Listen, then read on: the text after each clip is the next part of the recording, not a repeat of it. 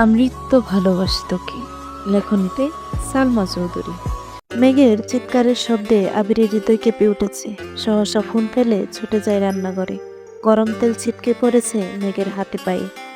এত রাতে বাসায় মানুষ সজাগ হলে ঝামেলা হবে ভেবে চিৎকার দিয়েই নিজের মুখ চেপে ধরেছে। ফ্লোরে বসে ফুপিয়ে ফুপিয়ে কাঁদছে মেঘ। আবির চুলা বন্ধ করে ঝড়ের বেগে টুথপেস্ট নিয়ে আসছে। হাঁটু গেড়ে বসে আলতো করে হাতে আর পায়ে লেগ পেস্ট লাগিয়ে দিয়েছে। কয়েক মুহূর্তের মধ্যে আবিরের শরীর ঘেমে একাকার অবস্থা। রক্তাভ দু চোখ মেঘের হাত পায়ে নিবদ্ধ। বুকের ভেতর হৃৎপিণ্ডটা অবিরাম কাঁপছে। মেঘের হাতে পায়ে পেস্ট লাগিয়ে ফু দিয়ে দিচ্ছে। মেঘ কেঁদেই যাচ্ছে, তবে এই ক্রন্দন শব্দহীন। আবির ভ্রুকুচকে নিজের ভেতর থাকা সবটুকু আক্রোশ কণ্ঠ ঢেলে দাঁতে দাঁত চেপে বলল, আমায় না জ্বালিয়ে তোর কি শান্তি হয় না? আবির ভাইয়ের রাগান্বিত কণ্ঠ শুনে মেঘ জল সিদ্ধ চোখে আবিরের মুখের পানে তাকায়। চোখ পরে রক্তাপ্ত চোখে। এই চোখে অসহায়ত্ব স্পষ্ট প্রতীয়মান হচ্ছে। আবির নিঃশ্বাসের মাত্রা তীব্র। কপালে বিদ্যমান গামের বিন্দুগুলো চিকচিক করছে। আচমকা আবির মেঘকে কোলে তুলে নেই। অমনি মেঘের চক্ষু চরক গাছ। এক মুহূর্তে কান্না থেমে গেছে। অবাক চোখে তাকিয়ে আছে আবিরের মুখের পানে। আবির কোনো দিকে না তাকিয়ে মেঘকে নিয়ে সোফায় বসিয়ে ঠান্ডা কণ্ঠে শুধালো, এখনো চলতেছে? মেঘকে পাশ মাথা নেড়ে না করলো। আবির মেঘের হাতে পায়ে ফু দিতে দিতে হঠাৎই অত্যন্ত নমনীয় স্বরে বলে উঠল, কথা বললে কেন কথা শুনিস না? তেলটা যদি আর একটু বেশি পড়তো কি তখন কি হতো বল? মেঘ অপলক দৃষ্টিতে আবিরের দিকে তাকিয়ে আছে। আবির ভাইয়ের বলা কথাটা মেঘের কলিজায় লাগছে। আবির ভাইয়ের এত কোমল কণ্ঠ কোনোদিন শুনিনি সে। মেঘের অপলক দৃষ্টিতে আবিরের অদ্ভুত ঘুর কাজ করছে। কোনো মতে চোখ নামিয়ে শোধালো, রাতে খাইছিস? মেঘ আস্তে করে বলল, না। আবিরের মেজাজ খারাপ হলো। কপাল কুঁচকে মেঘের দিকে তাকিয়ে প্রশ্ন করলো, এত রাত হয়ে গেছে খাসনি কেন? মেঘ যে উপন্যাস পড়তে পড়তে 11টা বাজিয়ে ফেলেছে তার উপর থেকে আবির ভাইয়ের অপেক্ষাতে আছে। এ কথা আবির ভাইকে কিভাবে বলবে সে? মেঘের হাত আর পায়ের দিকে একবার দেখে ঠান্ডা কণ্ঠে বলল, এখানে চুপচাপ বসে থাক, আসছি আমি। কিছুক্ষণের মধ্যে আবির আরেকটা ডিম বেজে খাবার নিয়ে আসছে। মেঘ নির্বাক চোখে চেয়ে আছে। হৃৎপিণ্ডের ধুকপুকানি শুরু হয়ে যাচ্ছে। আবির ভাই খাবার নিয়ে আসছে। আবির ভাই কি খাইয়ে দেবেন? এসব ভেবেই অস্থির হয়ে যাচ্ছে। জ্বরের ঘোরে প্রথমবার মেঘকে আবির ভাই খাইয়ে দেওয়ার অনুভূতি ঠিক মতো বুঝতে না পারলেও আজ সে অনুভব করতে পারছে। খুব যত্ন সহকারে মেঘকে খাইয়ে দিচ্ছে আবির। পানির গ্লাসটাতে পর্যন্ত ছুতে দিচ্ছে না। খাওয়া শেষে মেঘের হাত পা পরিষ্কার করে ফ্রিজ থেকে দই বের করে দিয়েছে। এর মধ্যে কম করে হলেও 100বার প্রশ্ন করে ফেলেছে, চলছে কিনা, ব্যথা করছে কিনা। মেঘের থেকে আবিরের যেন কয়েক গুণ বেশি দুশ্চিন্তা আছে। আবিরের আতঙ্কিত কণ্ঠস্বর শুনে মেঘ বারবার অবাক চোখে তাকাচ্ছে। আবির ভাইয়ের এই আচরণ কি ভাইয়ের প্রতি ফোনের ভালোবাসা, নাকি অন্য কিছু? অন্য কিছু ভেবেও বারবার আটকে যাচ্ছে। মনে পড়ে যাচ্ছে ফুটপিকে নিয়ে আবির ভাইয়ের বলা কথাগুলো। মেঘকে কোলে নিয়ে রুম পর্যন্ত দিয়ে আসছে। 3 দিন হয়ে গেছে। মেঘের হাতে পায়ে তেল পড়েছে। ভাগ্য ভালো ছিল বলে মেঘের হাতে ফুসকা পড়েনি, তবে দাগ হয়ে আছে। এই দাগ মুছতে বেশি কিছুদিন লাগবে। সময় চলমান। মেঘ আর বন্যা দুজনেই ঢাকা বিশ্ববিদ্যালয়ে উদ্ভিদ বিজ্ঞান বিভাগে ভর্তি হয়েছে। ক্লাসও শুরু হয়ে গেছে। মায়া ঢাকাতে চান্স পেয়েছে, ভর্তি হয়নি। তার পছন্দ মতো জগন্নাথ বিশ্ববিদ্যালয়ে ভর্তি হয়েছে। পাখি এখনো ভর্তিই হয়নি। বন্যা আর মেঘের নতুন 3 জন বান্ধবী হয়েছে, লিজা, সাদিয়া আর মিষ্টি। আর 2 জন ছেলে বন্ধুও হয়েছে, মিনহাজ আর তামিম। মিনহাজের সাথে বন্ধুত্বটা খুব অদ্ভুতভাবে হয়েছে। প্রথম দিন মেঘ আর বন্যা আশেপাশে দেখতে দেখতে এলো। ডিপার্টমেন্টে হাঁটছিল। এক ছেলে একটা রুম থেকে দৌড়ে বের হচ্ছিল। মেঘ আর বন্যা অন্য মনস্ক থাকায় বিষয়টা খেয়াল করেনি। ছেলেটা কাছাকাছি আসতেই মেঘ দ্রুত সরতে গিয়ে হাতে ব্যথা পেয়েছিল। অথচ ছেলেটা মেঘ আর বন্যাকে দেখে দৌড় থামিয়ে উচ্চ স্বরে চেঁচিয়ে ওঠে, দেখে চলতে পারো না? কোন ইয়ার? বন্যা আস্তে করে বলে, প্রথম বর্ষ। ছেলেটা বিরক্ত সুরে ওহ বলে চলে যায়। বন্যা আর মেঘ দুজনে আহাম্মকের মতো চেয়ে থাকে। ছেলের হাবভাবে মনে হচ্ছিল সিনিয়র কোনো ভাইয়া। তারপর যখন দেখলো এই ছেলে ওদের সাথেই পড়ে, তখন 2 বান্ধবী তেলে বেগুনে জ্বলে উঠছিল। এরপর থেকে ছেলে বেশ কয়েকবার মেঘ আর বন্যার সঙ্গে কথা বলতে আসছে। প্রথম দিনের দুষ্টামির জন্য প্রতিদিন কম করে হলেও 100 বার করে মাপ চাইছে। বন্যা আর মেঘকে এখন আপু বলে ডাকে।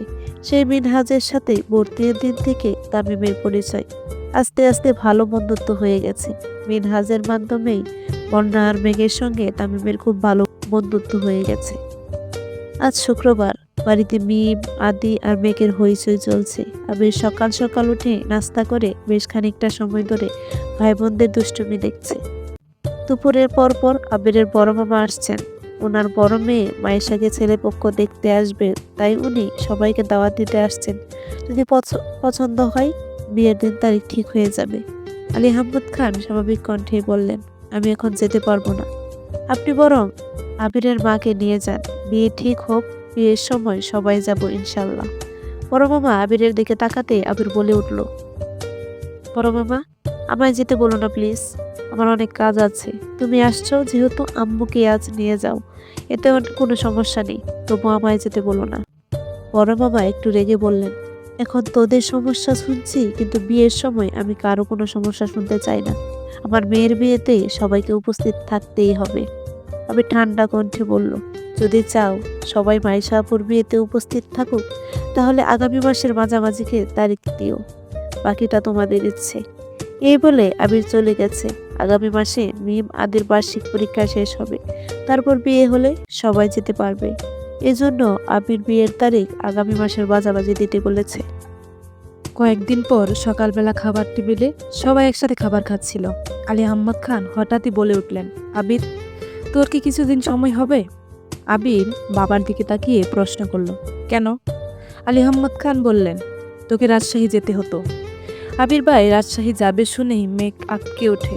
ঘুম থেকে উঠে আর রাতে ঘুমাতে যাওয়ার পূর্বে আবির ভাইকে দেখা মেঘের নিত্যদিনের অভ্যাসে পরিণত হয়ে গেছে। আবির ভাইকে রাজশাহী যেতে হবে শুনে অষ্টাদশীর মন সহসাই খারাপ হয়ে গেছে। আবি কিছু বলার আগেই পাশ থেকে ইকবাল খান উঠে বেসিনের দিকে চলে গেছেন। আবির একবার বেসিনের দিকে দেখে পরক্ষণে মেঘের দিকে এক পলক তাকালো। মেঘ মাথা নিচু করে বসে আছে। আবির ভারী কণ্ঠে বলল, ঠিক আছে, কবে যেতে হবে? মুজাম্মেল খান বললেন, আগামীকাল গেলে ভালো হবে। কেউ আর কোনো কথা বলছে না। তানবীর কিছু একটা বলতে গিয়েও থেমে গেছে। আবির খাবার শেষ করে অফিসের জন্য বেরিয়ে পড়েছে। বিকেলের দিকে মেঘের ঘুম ভাঙে। ফ্রেশ হয়ে বেলকনিতে দাঁড়াতে দেখলো নিচে আবির ভাইয়ের বাইক রাখা। তার মানে আবির ভাই বাসায়।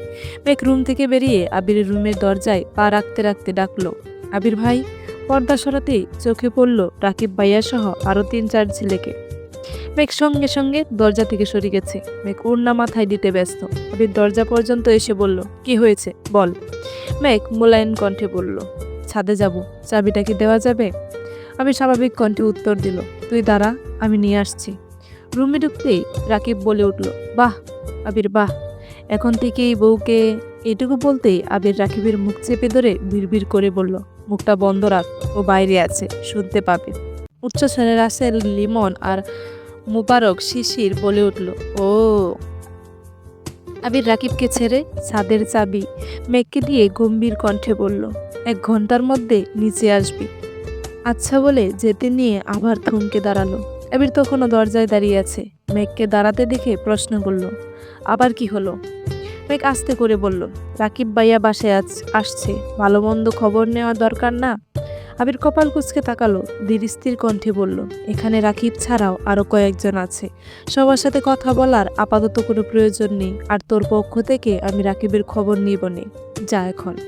ঘরে ঢুকতে সবাই একসাথে বলে উঠল, এখনই এই অবস্থা আবির? আবির বিরক্ত স্বরে বলল, কি অবস্থা? এখনই ও বলে সম্বোধন করিস? বিয়ের পর কি বলবি? আবির ঠাট্টা স্বরে বলল, ওগো, হ্যাঁ গো, জান, কলিজা, ফুসফুস, ময়না, টিয়া, টুনটুনি, আরো কত কিছু আছে। শিশির বলে উঠল, ফাজলামো বাদ দিয়ে বিয়েটা তাড়াতাড়ি কর, আমরা তোর প্রণয়ের শুভ পরিণত দেখতে চাই। আবিরের মুখের হাসি মুহূর্তেই গায়েব হয়ে গেছে। ধপ করে বিছানার পাশে বসে গুরুগম্ভীর কণ্ঠে বলল, যদি পারতাম সেই কবে ওরে আমার রানী বানিয়ে ফেলতাম, পারছি না তো। রাসেল স্বাভাবিক কণ্ঠে বলল, যেসব বাদ দে, তোর এখন রাজশাহী যাওয়া কি দরকার বলতো? এই সপ্তাহে আমাদের মিটিং হওয়ার কথা ছিল, তুই চলে গেলে কিভাবে হবে? আবির বলল, আমায় যেতে হবে, মিটিং পরে করব। লিমন সচেতন কণ্ঠে শুধালো, তোর ইকবাল চাচ্চুকে পাঠাইলেই হয়, এমনিতেই উনিই তো বেশিরভাগ দায়িত্ব সামলান। আবির ভারী কণ্ঠে বলল, উনি সিলেট আর চট্টগ্রামের সব দায়িত্ব সামলান, না রাজশাহীতে যাওয়া ভারণ। কেন? লিমন প্রশ্ন করলো। আবির বলা শুরু করলো, অনেক বছর আগের ঘটনা, যখন রাজশাহীতে প্রথমবার কোম্পানির কাজ শুরু হয়েছিল, তখন বেশ কয়েক বছর কাকামণি রাজশাহীতে ছিলেন। ওখানে যেই বাসাতেই ছিলেন, ওই বাসার মালিকের মেয়েকে কাকামণির ভালো লাগতে শুরু করে। মালিকের মেয়েও কাকামণিকে ভালো লাগে। ধীরে ধীরে ওনাদের মধ্যে প্রেমের সম্পর্ক গড়ে ওঠে। কিছুদিনের মধ্যে মালিকের পরিবার বিষয়টা জানতে পারে। তাদের দিক থেকে আপত্তি ছিল না, বিয়ে করিয়েও দিতে চেয়েছিলেন, কিন্তু কাকামণি চেয়েছিল পরিবারে গিয়ে বউ উঠিয়ে নিয়ে আনবে। সেই যে রাজশাহী থেকে বাসায় আসছিল আব্বু চাচ্চুকে নিতে, ওই দিনের পর থেকে আজও রাজশাহীতে পা দিতে পারেনি। বিয়ে তো করতেই পারেনি, রাজশাহী পর্যন্ত যেতে পারেন না। জোর করে আব্বু চাচ্চু পছন্দ থেকে কুমিল্লায় কাকিয়াকে বিয়ে করিয়ে নিয়ে আসছে। মনের বিরুদ্ধে গিয়েও সংসারে মনোযোগ দিতে হয়েছিল। সংসারে মনোযোগ আনার পিছনে পুরো ক্রেডিট কাকিয়ার। উনি অনেক ভালো মানুষ, উনি কাকামণির পাশে বন্ধুর মতো ছিলেন। এখন পর্যন্ত রাজশাহীর বেশিরভাগ কাজ চাচ্চু করেন, এই প্রথম আমি যাব। শিশির দীর্ঘশ্বাস ছেড়ে বলল, তোর কি হবে রে আবির? আবির মুচকি হেসে উত্তর দিল, সিদ্ধান্ত তো সেই কবেই নিয়ে নিয়েছি, মেঘকে পেলেই বাঁচবো, আর না হয়। রাসেল প্রশ্ন করলো, তোর বাবা আর চাচার সমস্যা কি? আবির দীর্ঘশ্বাস ছেড়ে বলল, সমাজ। ওনারা সমাজের চোখে ভালো মানুষ থাকতে আপন মানুষকে মনের হাজারবার খুন করতে পারেন। অফিসিয়াল কিছু বিষয় নিয়ে বেশ কিছুক্ষণ আলোচনা চলল। এর মধ্যে মেয়েকে এসে চাবি দিয়ে গেছে। সন্ধ্যার দিকে রাকিবরা চলে গেছে। রাকিবদের গেট পর্যন্ত এগিয়ে দিয়ে ফেরার পথে মেঘের দরজার সামনে আবির দাঁড়িয়ে পড়ল। দরজা ধাক্কা দিয়ে তাকাতেই চোখে পড়ল মেঘ টেবিলের উপর মাথা নিচু করে বসে আছে। আবির মোলায়েম কণ্ঠে বলল, আসবো? মেঘ মাথা তুলে ঘাড় ঘুরিয়ে তাকিয়েছে। অশ্রু স্নিগ্ধ লোচনে তাকালো।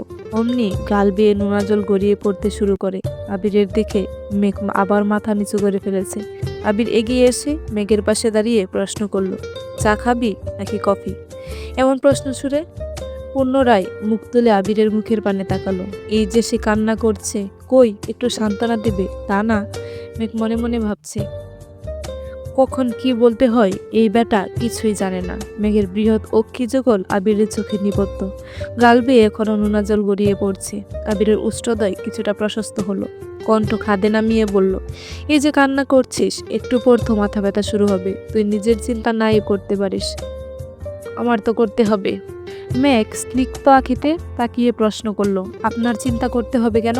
আবির একটু ভেবে বলল, কাঁদতে কাঁদতে যদি চোখে অন্ধকার দেখিস, তখন সবাই তোকে কানি বলবে। তানবীর কত কষ্টই না হবে যখন সবাই ওকে কানির ভাই বলবে। আবির সশব্দে হাসছে আর মেঘ নির্বাক চোখে তাকিয়ে আছে। আবির হাসি থামিয়ে বলল, চা খাবি নাকি কফি খাবি এটা বল, তারপর কান্না করিস। মেঘ কপাল গুটিয়ে বলল, কফি। আবির মুচকি হেসে বলল, গুড গার্ল, এবার কান্না শুরু কর। আমি আসার আগ পর্যন্ত কাঁদবি, 1 সেকেন্ডের জন্য থামবি না। রেডি? মেঘ আহাম্মকের মতো চেয়ে আছে। আবির হাসতে হাসতে রুম থেকে বেরিয়ে পড়েছে। চলবে। এ পর্যন্ত ছিল অমিত্র ভালোবাসি তোকে পর্ব 35।